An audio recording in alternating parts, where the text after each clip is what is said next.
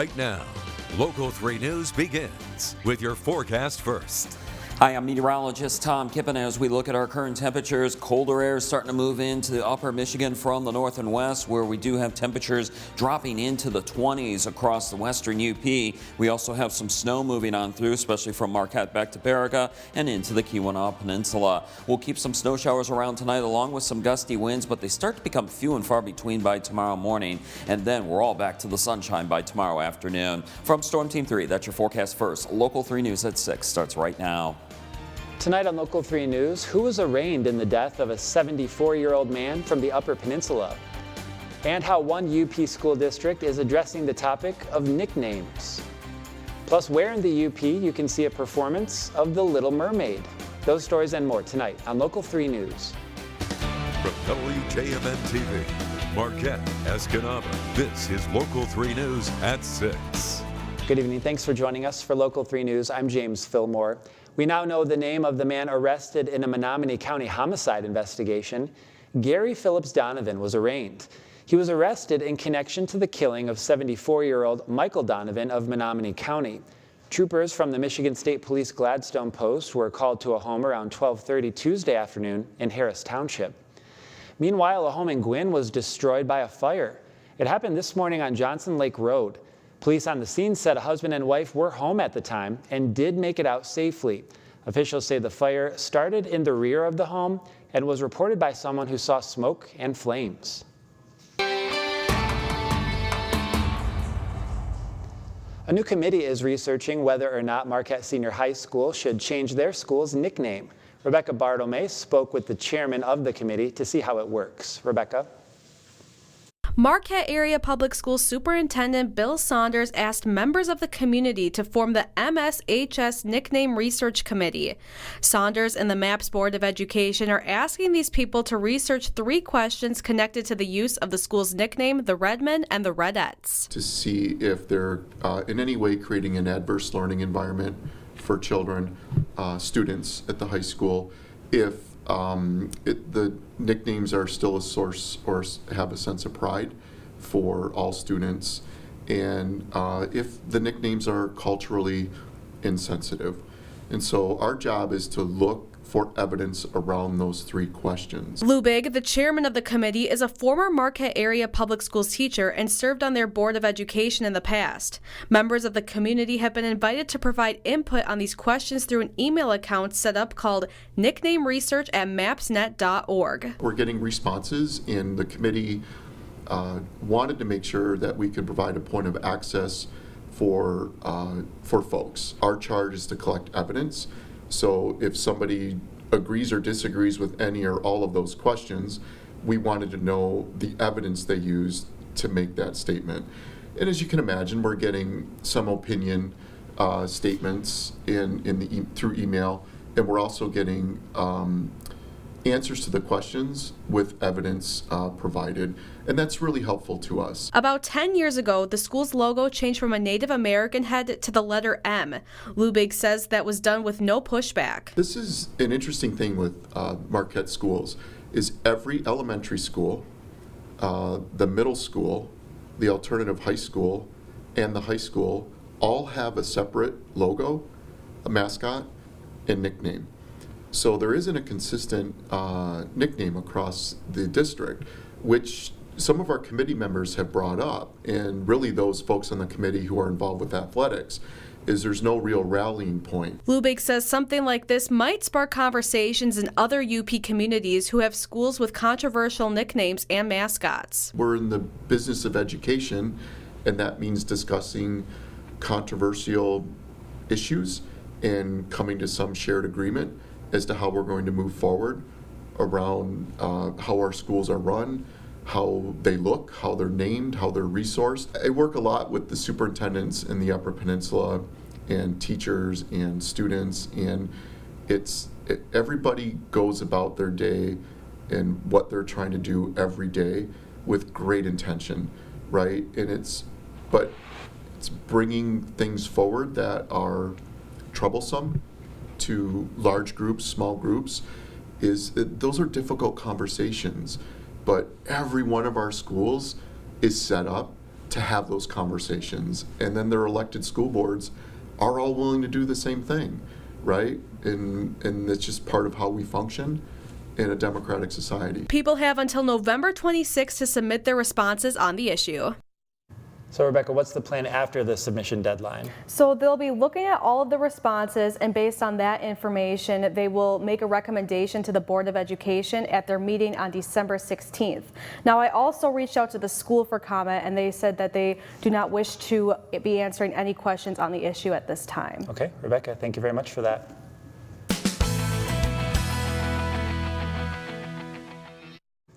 Negaunee High School brings a Disney classic to the stage. The Little Mermaid the Musical is tonight and through the weekend at 7 p.m. Plus, there's a 3 p.m. show on Saturday. There are more than 90 members on the cast and crew, but we'll take you behind the curtain for a personal look at one of the characters who took on a legendary role. When I got this role, I was really excited, and it has helped me come out of my shell in acting and do something different to the point where I am basically singing as like vocals of like a lady, and it's just been like an eye-opener in my life and has gotten me to do so many other things that I would never think I would do before. You'll hear more of Dawson's story tonight on Local 3 News at 11. Still ahead on Local 3 News, our special report. What words you might be pronouncing incorrectly. And temperatures are starting to drop, especially as you head west to Marquette, where temperatures are already dropping into the 20s. It's going to be a colder night and a chillier day for Friday, but at least we get the sun back.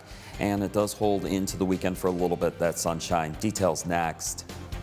You're watching Local 3 News at 6 with James Fillmore. Storm Team 3 weather with Tom Kippen.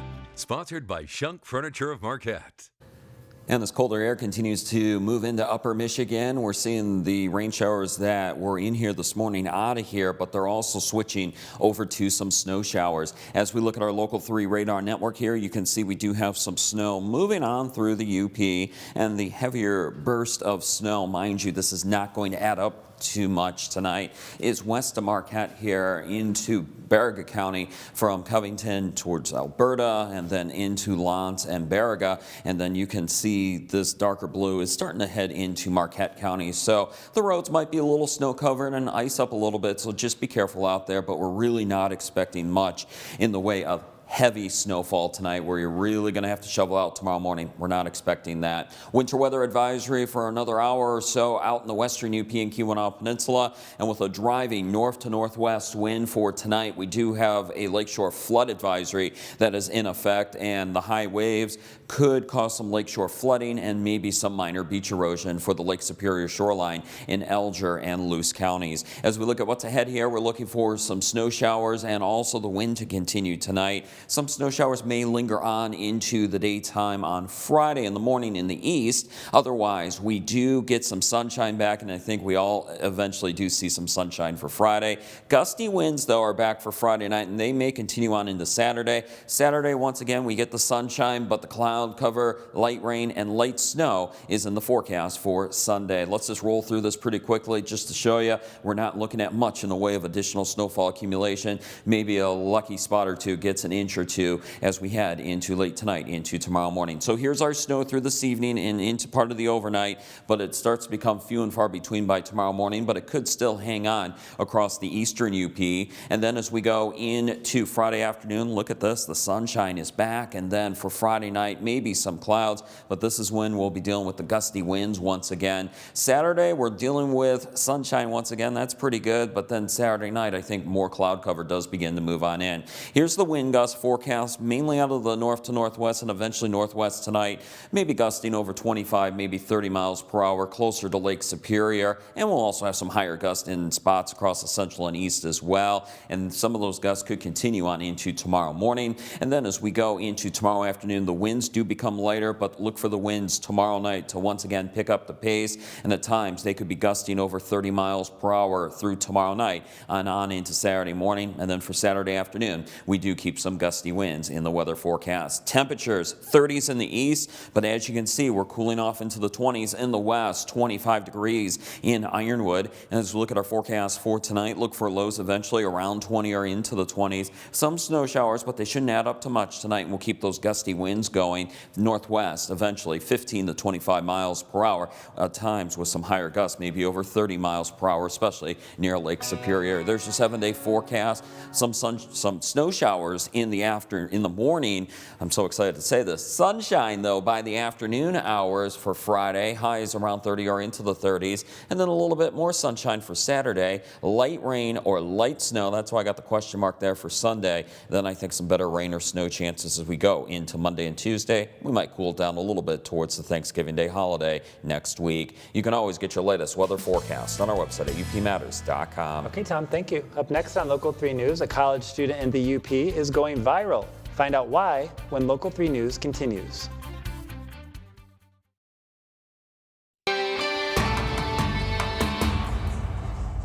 A Finlandia University hockey player's social media segment teaches people how to pronounce Finnish words properly. Local 3's Brianna McLean met with the Finland native about how this whole thing came about. What's up, guys? This is the first episode of Santeri Says. This is Santeri Seppänen, and he is a Finnish native from Turku, Finland. So it only made sense to attend a school on the Upper Peninsula with a rich Finnish culture and, of course, a huge hockey background. The Finlandia men's hockey goalie has a growingly popular social media segment called Santeri Says, where he teaches people how to pronounce Finnish words that are popular to the area. The first post went up in September 2019, and since then, each video has a couple thousand views. In one segment, Seppänen visits Salmi restaurant in Houghton, where they serve one of their most popular Finnish dishes. We're here at Suomi restaurant, and today's word is pannukakku, the Finnish pancake, as people say.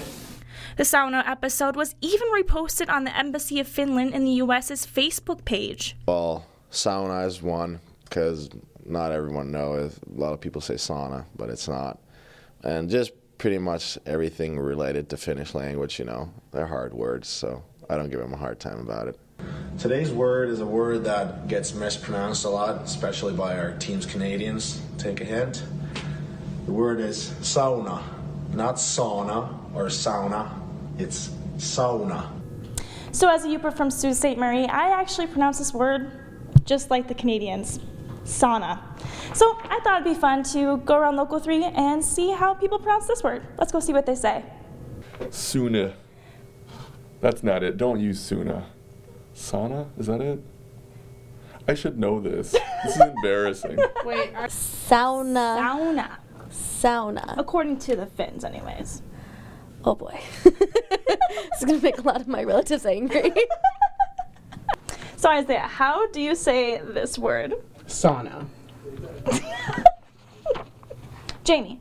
Yeah? How do you pronounce this word? It's sauna.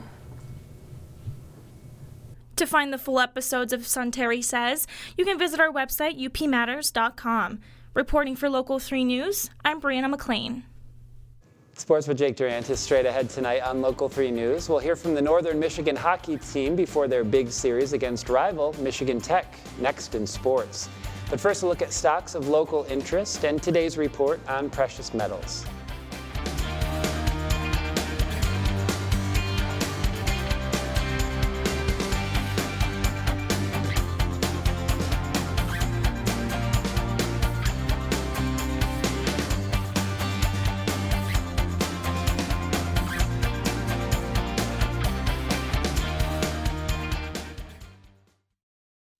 Now, Upper Peninsula Sports with Jake Durant from the Big Boy of Marquette Sports Desk. Tomorrow night, the Northern Michigan and Michigan Tech hockey teams will take the ice for the 154th meeting between the two rivals.